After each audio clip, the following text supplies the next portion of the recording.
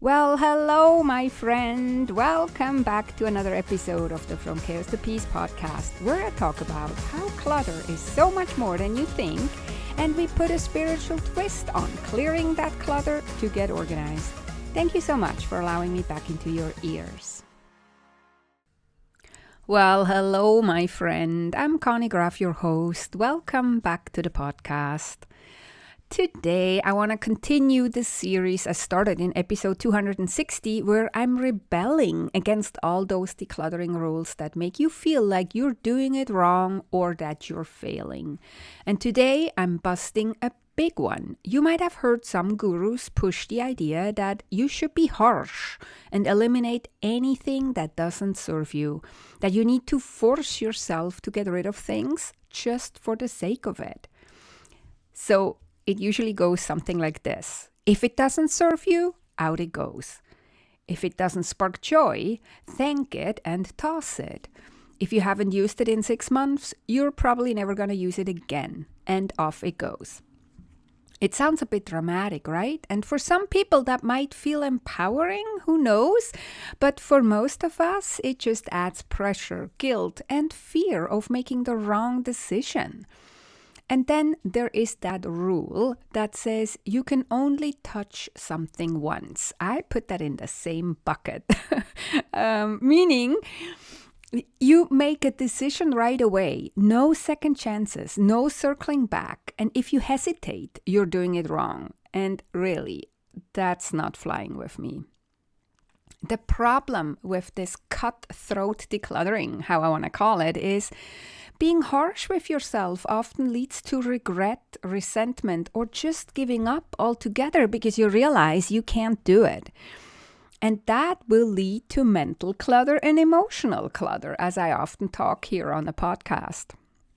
Because let's face it, some people really need time to process the memories attached to the things, and that's okay. And if you've been through loss or trauma, letting go can be very emotionally heavy and even triggering.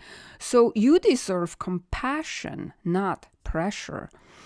And if you're simply someone who doesn't like snap decisions, that's totally okay too. It's totally okay to say, I want to think about it. I want to make sure I decide right. Of course, right? So being intentional with what you keep is really a better approach, and focusing on what truly matters to you.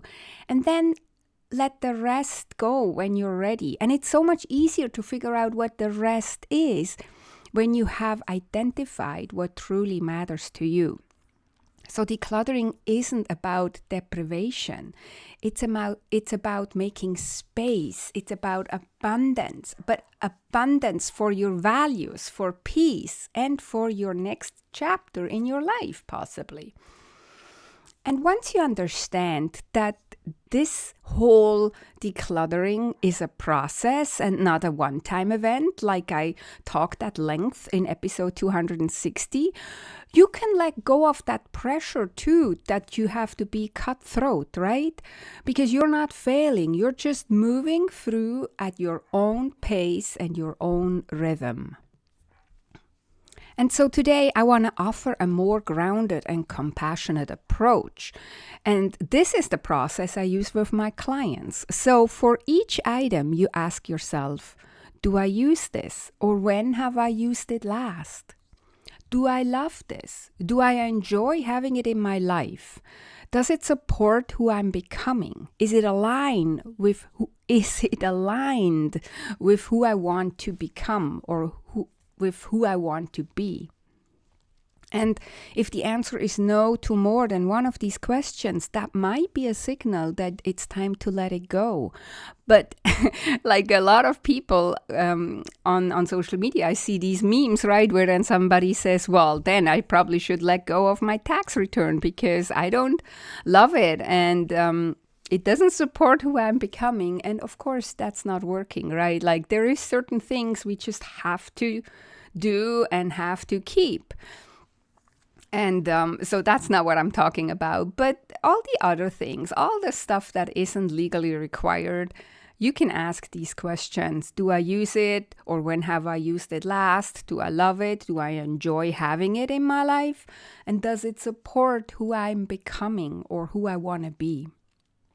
Now, if you hesitate with these questions and if you're not sure, like you don't know whether it's a yes or a no, that's totally fine. And you don't have to force yourself to make a decision right on the spot.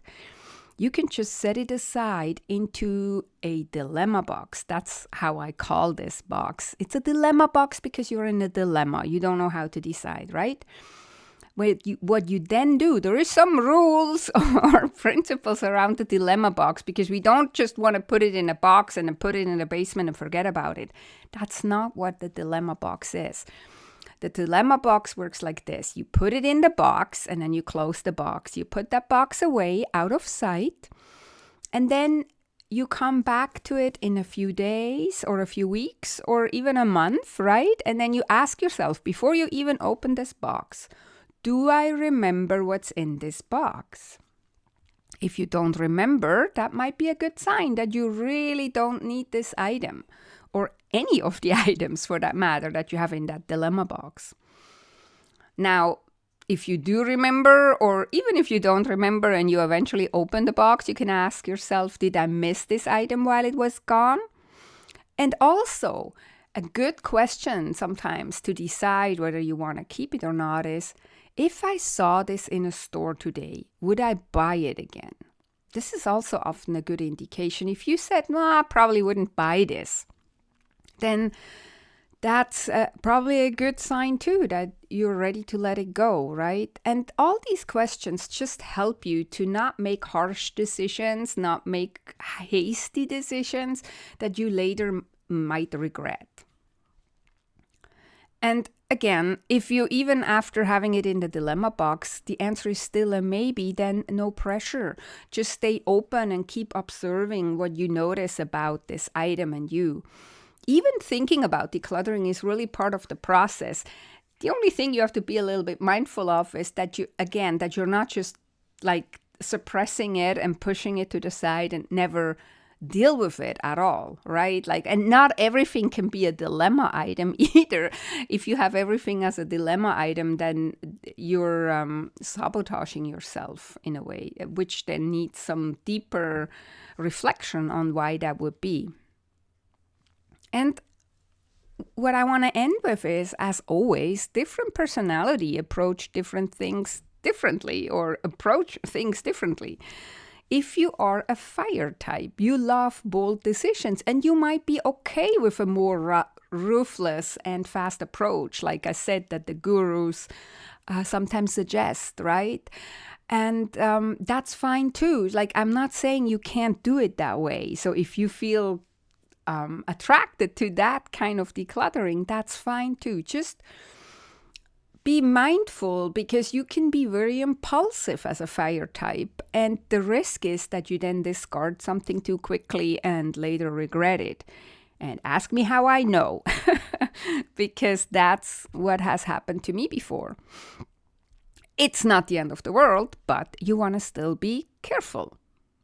If, on the other hand, you're an earth type, you most likely struggle with a fast and ruthless approach.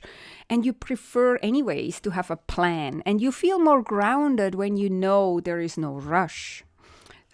On the other hand, the risk is that you stay stuck in the planning phase and in the deciding phase, and you never start.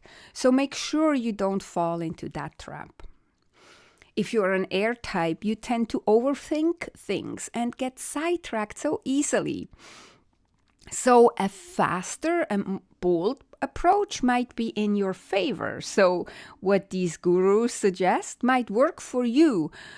Just try to find a sweet spot. So not too fast that it feels really forced, and not too slow that you overthink and get sidetracked, right? And if you're a water type, I could bet that this forced, ruthless approach doesn't work for you, because you're so deeply connected to your things and you need and prefer a more gentle approach that allows true letting go over fast, forced purging, right? So you need to be very mindful, on the other hand, to not get lost in your emotions and not being able to make any decisions, right? Like it's all about balance. So you do need to see that you can make some rational decisions and that you can not cling to all the things that you have. And so here is also a quick reminder that I say probably almost in every episode. Clearing clutter and getting organized, going from chaos to peace, is not about punishment or pressure. It's really about making space for what truly matters to you. And it is about being intentional. Being intentional what you surround yourself with, what items are allowed around you. And then also how you create a supportive space, a space that supports you and your interests, your business if you have one, and your hobbies and your interests, right? You want to make life easier for you. And if we have too much clutter in our life, that's actually hindering us and our development. So, that's it for today. I busted another myth. That was myth number 4. I started the series in episode 260 if you want to go back and listen to the other myths that I busted. And I really hope this helped you feel more confident about tackling your clutter in your own way. Like I always say, even if I talk about the 4 types of personalities, right? Fire, earth, air, and water. It's not about putting you in this box. It's just about showing and explaining to you that there's different kinds of people. And if you are one of those people that a certain approach doesn't work for, that doesn't mean you failed. It's totally okay. You are okay. Nothing is wrong with you. The goal is that you find the approach that works for you. So if this episode resonated with you, I'd love to hear your thoughts. You could contact me on social media like Instagram or Facebook, or you can also email me directly at conny@connygraf.com. I hope to see you next time for another decluttering myth that I'm gonna bust. Until then, thank you for joining me today and listening all the way to the end. Have a beautiful and amazing week. And please subscribe so you don't miss any new episodes. See you next time. Take good care and be safe.